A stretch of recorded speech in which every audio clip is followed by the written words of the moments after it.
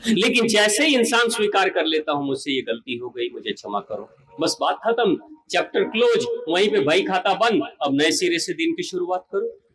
कहते हैं वो पर्वत जिसका मंथन किया गया था, समुद्र, मंद्राचल पर्वत उसका नाम था। मंद्राचल, मंद्राचल पर्वत कहां? मन का ही अंचल है वो मंद्राचल।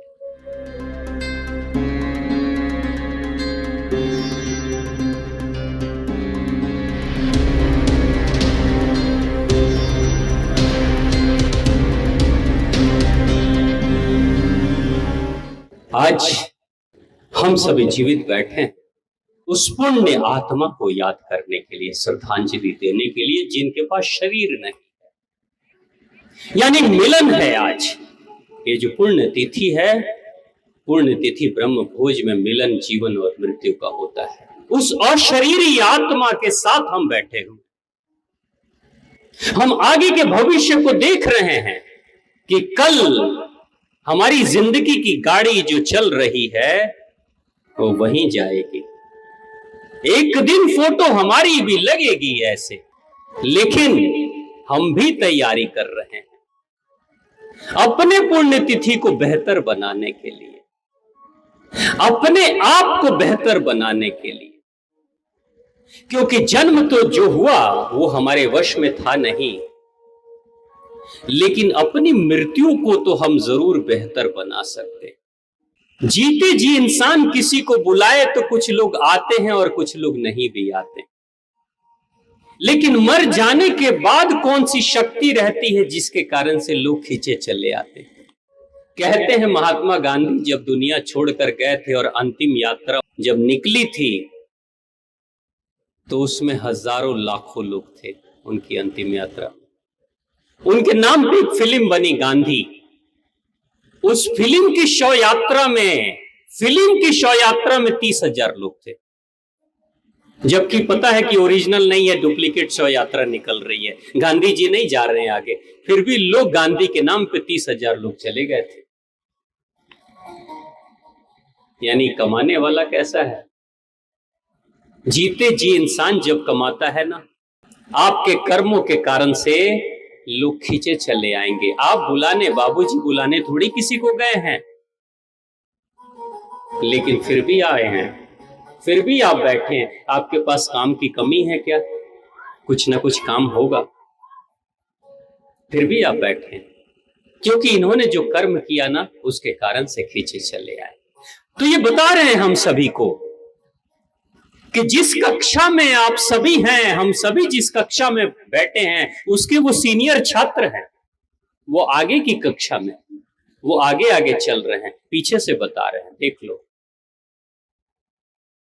क्या तुमने इतनी शक्ति अर्जित कर ली है कि तुम्हारे चले जाने के बाद जब तुम्हारी जुबान बंद हो जाएगी तो भी तुम्हारे हृदय की आवाज को सुनकर लोग तुम्हारे आंगन में चले आएंगे?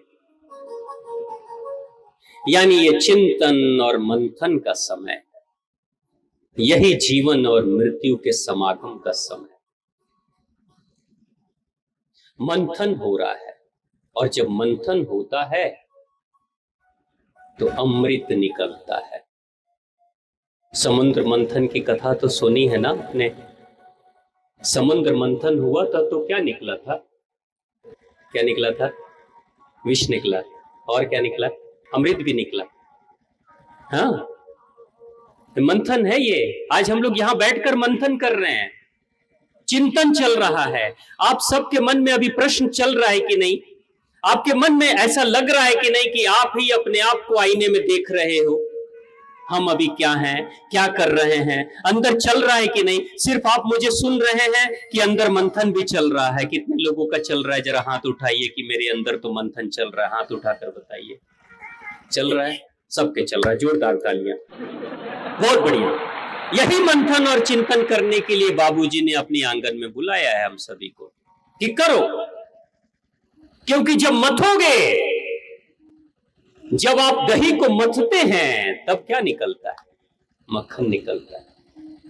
और जब मक्खन को भी जब जलाते हैं, पकाते हैं, तब जाकर उसमें से घी निकलता है। और घी की उम्र कितनी होती है? दही की उम्र 10 दिन के बाद दही खाने योग्य नहीं रहेगा, है नहीं? 15 दिन, 20 दिन, 1 महीने, 2 महीने के बाद मक्खन भी खराब हो जाएगा, खाने योग्य नहीं रहेगा। लेकिन उसी में से घी निकाल लीजिए, वो 50 साल के बाद भी सुरक्षित रहेगा। और जितना ही घी पुराना होता है उतना ही उसके औषधीय गुण बढ़ते चले जाते हैं। यानी जो दूध 2 दिन में खराब हो जाता, फट जाता, उस दूध में से एक अमर तत्व घी निकल जाता है, जो कितनी भी ठंड हो, कितनी भी गर्मी हो, कभी कुछ नहीं होता, वो कभी नहीं फटता। वो आखिर क्या है जो फटने वाले दूध में से न फटने वाला, न खराब होने वाला घी निकल रहा है? मथेंगे, मंथन करेंगे, तब जाकर मरण घरमा दूध में से अमृत जैसा घी निकलेगा। यही है मंथन का परिणाम। लेकिन मंथन ही ना करे, कोई इंसान दूध को दही बनाए ही नहीं, और दही को मथे ही नहीं, मक्खन निकाले ही नहीं, और मक्खन को आग पे पकाए ही नहीं, तो क्या उसमें से कभी भी घी निकलेगा? यानी जिसने दूध पे काम नहीं किया, वो अपने अंदर के दही बनने की संभावना को खत्म कर चुका है, दही से मक्खन बनने की संभावना को खत्म कर चुका है, और मक्खन से घी निकलने की संभावना को भी उसने खत्म कर दिया है, अगर जिसने दूध पे काम नहीं किया तो दूध तो हम सभी हैं, अब मथना है अपने आप को, प्रोसेस करना है, और जितना ही प्रोसेस करेंगे उतना ही हम मृत्यु से अमरत्व की तरफ बढ़ेंगे। इसलिए आज ये मंथन है, ये मंथन वही मंथन है जो कभी समुद्र मंथन हुआ था। उस समुद्र मंथन में भी हुआ क्या? कहते हैं वो पर्वत जिसका मंथन किया गया था, समुद्र, मंदराचल पर्वत उसका नाम था। मंदराचल, मंदराचल पर्वत कहां? मन का ही अंचल है वो मंदराचल। यानी आपका मन ही पहाड़ जैसा है। मथना है तो किसको मथना है? मन को ही मथना है। क्यों? क्योंकि मन को जब मथेंगे तो एक तरफ मन में शैतान है और एक तरफ मन में देवता है। मंथन में एक तरफ दानव हैं और दूसरे तरफ देवता हैं। आपके जीवन में यहां कोई भी इंसान जो बैठा है, या मेरी आवाज जहां तक जा रही है, क्या एक भी इंसान ये कह सकता है कि मेरे जीवन में, मेरे मन में कोई बुराई नहीं है? लोभ, लालच, ईर्ष्या, द्वेष, बेईमानी, क्रोध, वासना नहीं है? कोई इंसान कह सकता है क्या? हाँ, मुझसे कह सकता है नहीं है, लेकिन अपने आप से झूठ बोल सकता है क्या कोई?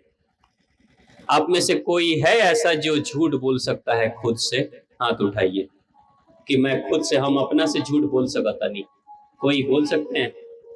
आप लोग बोल सकते हैं? खुद से झूठ, खुद से झूठ कोई नहीं बोल सकता। दुनिया से लोग झूठ बोल सकते हैं, खुद से कोई नहीं बोल सकता, क्योंकि अंदर से तू झूठ बोलो तर हम जानत नहीं कि तू का पहले बड़ा हो ही नहीं सकता कि कोई इंसान खुद से झूठ बोलते। प्रत्येक इंसान को पता है कि मेरे अंदर क्या क्या बुराई है, प्रत्येक इंसान को पता है। अगर कोई कहता है कि मुझे पता नहीं मेरे अंदर बुराई क्या है, तो इसका मतलब वो मरा हुआ है, नहीं तो वो पागल है। बस दो ही चीज हो सकती है, या तो वो मर चुका है और नहीं तो वो पागल है, उसका दिमाग काम नहीं कर रहा है। लेकिन अगर आपको लगता है कि हाँ बुराई तो मुझ में भी है, तो इसका मतलब कि आप मंथन के लिए तैयार हो। और इस दुनिया का कोई भी इंसान, वो चाहे कितना भी बड़ा अपराधी, हत्यारा, लूट मार करने वाला चोर भी अगर हो, तो भी नहीं कह सकता कि मेरे जीवन में कोई अच्छाई ना हो। बुरा से बुरा इंसान के जीवन में भी जरूर कुछ ना कुछ अच्छाई होगी ही होगी। मेरी बात से सहमत हैं आप लोग? हाथ उठाकर बताइए, होता है कि नहीं? जेब कतरा भी होगा ना, जेब कतरा भी होगा, तो उसके हृदय में भी कभी कभी अगर कोई बुजुर्ग माता जी, गरीब बाबूजी दिखाई दे दे, तो पता है कि जेब काट सकते हैं, कुर्ता पहन ले बनी, आराम से जेब कट जाई। लेकिन ना, बाबूजी की शक्ल और गरीबी को देखकर उसका भी दिल पिघल जाता और कहता है ना इनकर ना चोरी करम। यानी उसके अंदर भी प्रेम है, उसके अंदर भी प्रेम है। आपको कितना भी क्रोध आता होगा, लेकिन कोई मासूम सा बच्चा अगर आपके सामने हो तो क्रोध आएगा क्या? नहीं आएगा ना। सांड कितना भी गुस्सेला हो, सांड कितना भी फुफकारता हो, बड़ों को देखकर दौड़ाता हो मारने के लिए, लेकिन छोटा बच्चा सामने दिख जाए, सांड भी नहीं मारते। ऐसा कई बार हुआ है। छोटे बच्चे जाते हैं, हाथ में रोटी दे देते हैं, सांड खा लेता है, जो सबको दौड़ाता है उसको देखकर शांत हो जाता है। क्यों? क्योंकि उस गुस्सैले सांड के अंदर भी प्रेम है। कहीं एक कोने में थोड़ा सा ही है, लेकिन है। तो इस धरती का बुरे से बुरे इंसान के अंदर भी अच्छाई होती है, और इस धरती के अच्छे से अच्छे इंसान के अंदर भी कुछ न कुछ बुराई होती है। यानी दानव और देवता दोनों साथ में चलते हैं हमारे। अब मंथन करना है, मंद्राचल पर्वत पे मंथन। अब देखिए उस कथा में क्या कहते हैं कि पर्वत कहां है? कच्छप अवतार भगवान विष्णु लेते हैं। कच्छप अवतार मतलब कछुआ। कछुए का अवतार लेकर भगवान विष्णु ने अपने ही पीठ के ऊपर मंद्राचल पर्वत को बिठा दिया था। क्योंकि कोई भी डंडा हो घूमेगा, जब नीचे से छूटा हुआ रहेगा तभी तो घूमेगा ना। तो भगवान विष्णु हैं, भगवान विष्णु ने कच्छप अवतार लिया, कछुए का अवतार, और उसके बाद उसके ऊपर मंद्राचल पर्वत को घुमाया जा रहा है, मंथन किया जा रहा है। यहां भगवान विष्णु का अर्थ क्या है? भगवान विष्णु ने कच्छप अवतार क्यों लिया? वो कहते हैं क्या, अरे मेरा पहला अवतार तो मछली का है। भगवान विष्णु का पहला अवतार क्या है? मत्स्य अवतार, मछली का है। लेकिन मैं मछली नहीं बना हूं, मैं कच्छप बना हूं। कच्छप का मतलब होता है कि मछली की चाल बहुत तेज होती है, मछली में हलचल बहुत होती है, कितनी तेजी से मछली भागती है इधर से उधर। लेकिन कछुआ की चाल स्थिर रहती है, कछुआ बड़ा शांत रहता है। यानी ये मछली जैसा भागने वाले श्री विष्णु कौन है? यही मन है, मन की चंचलता है। मछली को शायद ही कभी स्थिर आप देखोगे, है नहीं? तो यानी अपने मछली रूपी अस्तित्व को भी बदल कर वो कहते हैं मैं कछुआ बनूंगा, यानी कि शांत स्थिर हो जाऊंगा। स्थिर हो गए। स्थिर किसको करना? मछली जैसा मन हम सभी का भागते रहता है, इधर से उधर, इधर से उधर। होता है कि नहीं? आप लोग का भी मन बड़ा चंचल होता होगा, हाँ? सबका होता है। वो कहते हैं भगवान विष्णु नहीं, अब मैं कछुआ बनूंगा। अब मछली ही कछुआ बन रहा है, तो यानी कच्छप अवतार लेते हैं, और यानी कि अपने मन को शांत करने के लिए शांत। अभी इस वक्त आप यहां बैठे हैं और मंथन चल रहा है। क्यों? क्योंकि आप बैठे हैं, शांति से रुक गए हैं, कछुए की तरह रुक गए हैं, इसलिए मंथन चल रहा है। लेकिन जो लोग सड़क पे आ रहे हैं और जा रहे हैं, उनमें मंथन चल रहा होगा क्या इस समय? नहीं चलेगा, रुकना पड़ेगा। मंथन करने के लिए रुकना पड़ेगा। आप चाहे कितना भी मंथन करें, आप कितना भी मंथन करें, वो देखते हैं ना मक्खन का मंथन करने वाले डंडे को जो माताएं रस्सी से खींचती आगे पीछे, कितना भी मंथन करे लेकिन रहता है डंडा एक ही जगह पे, एक ही जगह पे वो रहता है। वही वाली हालत है, एक ही जगह पे उसको रहना। तो मंथन आज हो रहा है। अब ये मंथन हो रहा है, तो इस मंथन में क्या होगा? जैसे ही आप यहां बैठे हो, जैसे ही आपके अंदर मंथन शुरू हुआ, क्या होने लगा? इस आईने में आप क्या देख रहे हो? आपको आपकी की गई बुराइयां याद आ रही हैं। कुछ न कुछ बुराई, गलतियां, कुछ गड़बड़ियां जो हुई हैं, आप मन में सोच रहे होगे। तो आपको अपने ऊपर क्रोध भी आ रहा होगा, आप हीन भावना से भर रहे होगे, आप अहंकार से भर रहे होगे, आपको अभी मंथन में बुराइयां ही बुराइयां याद आ रही होंगी, ग्लानि के भाव आ रहे होंगे। यही होता है जब मंथन होता है, समुद्र मंथन, तो पहले विष निकलता है। आप भी जैसे उस नौजवान के बारे में मैंने बताया कि नौजवान को जैसे ही पता चला मृत्यु 7 दिन के बाद हो जाएगी, तो उसने अपने आप को देखा और अपने आप को जैसे ही देखा तो पता चला कि सारी बुराइयां तो मेरे ही अंदर है। सारी बुराइयां मेरे अंदर है। तो सारी की सारी बुराइयां जब अंदर से निकलती है तो उन बुराइयों के कारण से और बुरा इंसान हो सकता था, लेकिन नहीं, उसने अपनी बुराई का घूंट पी लिया, किया कुछ नहीं। बहुत लोगों ने उसका मजाक बनाया होगा, बहुत लोगों ने उससे लड़ाइयां की होगी, सब कुछ को भूल गया, सब किसी को भूल गया, अपने भाई की बात को, अपने माता पिता की बात को, अपनी बहन की बात को, पड़ोसी की बात को, सारी बातों को भुलाकर किसी से जाकर वो झगड़ा नहीं कर रहा है कि तू हमरा के हेंग कहले वैसे हम आइल बनी तरह के जवाब देवे ना। सारा अकाउंट क्लोज, सब बही खाता बंद। अब नए सिरे से मैं बही खाता खोलूंगा, लिखूंगा। अब पुराना जो अच्छा हुआ जो बुरा हुआ सब खत्म। बस यहीं पे भगवान शिव क्या कहते हैं? भगवान शिव कहते हैं कि जैसे ही आप मंथन शुरू करोगे वैसे ही आपके अंदर से बुराई का विष निकलेगा। आप कभी भी देखना, अगर आपको कहा जाए आपने ये गलत किया तो आप कहोगे इसके कारण से गलत किया, उसने ऐसा कहा तो गलत किया, उसने ऐसा किया तो गलत किया। तो उसके बाद से एक गलती, उसका कारण, कारण के पीछे कारण, कारण के पीछे कारण, बहुत सारे कारण निकल जाएंगे। लेकिन यहां पे भगवान विष्णु क्या, भगवान शिव शंभु क्या कहते हैं? विष तो मेरे अंदर से ही निकल रहा है क्योंकि मंथन चल रहा है। ये मंथन कहीं बाहर नहीं, हमारे अंदर चलता है। विष तो हमारे अंदर निकल रहा है। अब निकल रहा है तो इस विष से चाहूं तो मैं अपने सारे संसार को जला दूं, खत्म कर दूं, और रिश्ते खराब कर दूं, और जिंदगी खराब कर दूं, लेकिन नहीं, भगवान शिव शंभु मंगल के देवता हैं, इसलिए वो शिव शंभु हैं। उन्होंने कहा मैं विष का घूंट पी लूंगा, विष का घूंट पी लूंगा, लेकिन कहां? गले में रोक लूंगा, अंदर नहीं जाने दूंगा। विष का घूंट जब पी लेता है इंसान, जब इंसान अपनी गलतियों को स्वीकार करके, जब इंसान अपनी गलतियों को स्वीकार करके जब सारे बही खाता बंद कर देता है,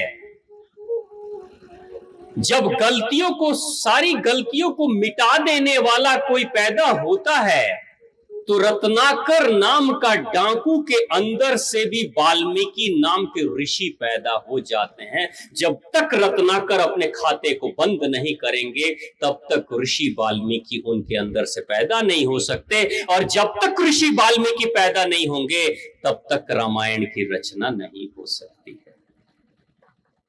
यानी खाते को क्लोज करना पड़ेगा, उस खाते को बंद करना पड़ेगा। हमारे बीच में दिव्य आत्मा के रूप में बाबूजी जो बैठे हुए हैं, श्री राम पटेल जी, वो यही हम सभी को कह रहे हैं कि कब तक तू हेंगा कहले रला तो हम हेंगा कहनी, तू होंगा कहला तो हम हेंगा कहनी। अरे कब तक घसीटते रहोगे पुराने बही खाता को? बंद करो। समय कम है, जिंदगी कम है, 7 दिन का समय हम सभी के पास है। वो 7वां दिन कौन सा होगा किसी को पता नहीं है। वो 7 ही दिन में तो किसी न किसी सोमवार को, किसी मंगल, किसी बृहस्पति, गुरुवार, किसी रविवार, शनिवार को हम भी तो चले जाएंगे ना। 7 दिन से ज्यादा 8वां दिन किसके पास है? कौन है यहाँ 8 दिन वाला? सब 7 दिन वाले ही हैं। हम सब के सब 7 दिनों में ही सब के सब जाने वाले हैं। इसलिए आज बाबूजी सामने बैठकर वो कह रहे हैं कि हम भी अपने 7 दिनों के लिए बेहतर तैयारी करें, क्योंकि श्रेय की तरफ हमारी आत्मा को भी बढ़ाना है। और जैसे ही विश्व रूपी अपनी बुराई, दूसरे की बुराई, सारी बुराइयों का घूंट पीकर आप रुक जाओगे, कोई प्रतिक्रिया नहीं करोगे, सबकी गाली सुनकर भी कुछ नहीं करोगे, तब वहीं से विश्व के नष्ट होते ही अमृत की शुरुआत हो जाती है। अमृत निकलता है, और जब अमृत निकलता है तब जिंदगी बदल जाती है। तो हम सभी के अंदर विष है, लेकिन हम सभी अपने अंदर से अमृत निकालने के लिए तैयार हैं। लेकिन शर्त एक है कि विष को खत्म करेंगे, विष का घूंट जो पीने के लिए तैयार है उसी को अमृत का पात्र मिलेगा। बुराई को जो छोड़ने के लिए तैयार है, यानी बुराई को स्वीकार करने के लिए जो तैयार है, उसी के अंदर से अमृत रूपी बेहतर जिंदगी मिलेगी। कोई अपराधी उस जिसको सजा मिली है, अगर वो अपराधी बार बार ये कहे, अपनी बुराई को न स्वीकार करे, तो वो कभी भी सुधर नहीं सकता। लेकिन अपराधी, खराब से खराब अपराधी भी जिस दिन अपनी बुराई को स्वीकार कर लेता है, मैंने ये गलती की है, उसकी सजा मैं भुगत रहा हूं, जिस दिन वो स्वीकार कर लेता है, उसी दिन से उसके अंदर से एक महान आत्मा पैदा हो जाता है, अच्छाई पैदा हो जाती है। लेकिन स्वीकार करना, इस दुनिया में आप देख लेना, बहुत सारे लोग रहेंगे, आप कुछ भी कह दो उनके लिए कि आपने ये गलती की, वो मानेंगे नहीं, अपनी गलती को मानते ही नहीं है। बस कहते हैं ना, जुबान चलाते हैं, मुंह बजाते रहते हैं, बोलते रहेंगे, तर्क वितर्क, यानी अपनी एक बुराई को छिपाने के लिए 100 गलतियां बोलेंगे, 100 गलत बातें बोलेंगे, लेकिन एक छोटी सी बुराई को स्वीकार नहीं करेंगे। लेकिन जैसे ही इंसान स्वीकार कर लेता हूं, मुझसे ये गलती हो गई, मुझे क्षमा करो, बस बात खत्म, चैप्टर क्लोज, वहीं पे भाई खाता बंद, अब नए सिरे से दिन की शुरुआत करो। लेकिन पता चला जिंदगी भर हम लोग एक बुराई के बाद दूसरी, दूसरी के बाद तीसरी, तीसरी के बाद चौथी करते रह जाते हैं, पूरी जिंदगी गुजर जाती है। जब जिंदगी गुजर जाती है, अचानक से यमराज सामने खड़े हो जाते हैं, तो पता चला कि दूसरी यात्रा के लिए हमने तो रास्ते के लिए कुछ पुण्य तो कमाया ही नहीं है, जिससे कि हमारी आगे की जिंदगी, आगे की यात्रा सुगम हो जाए, उसके लिए तो हमने कुछ किया ही नहीं है। तो अफसोस होता है। इसलिए अक्सर जो लोग मरने के कगार पे पहुंच जाते हैं, उनको अपनी बुराइयां अंतिम समय में बहुत याद आती हैं, और वो अफसोस करते हैं, काश उस समय हम भी स्वीकार कर लेते कि मुझसे ये गलती हुई, स्वीकार कर लेते कि मुझसे ये बुराई हुई। अगर गलतियों को स्वीकार कर लिए होते तो शायद मेरे अंदर से कोई देवता पैदा हो गया है। तो आज की ये सभा हम सभी के लिए एक संदेश के रूप में बाबूजी की तरफ से ये सभा हम सभी को दे रही है कि मंथन हमें भी करने की जरूरत है।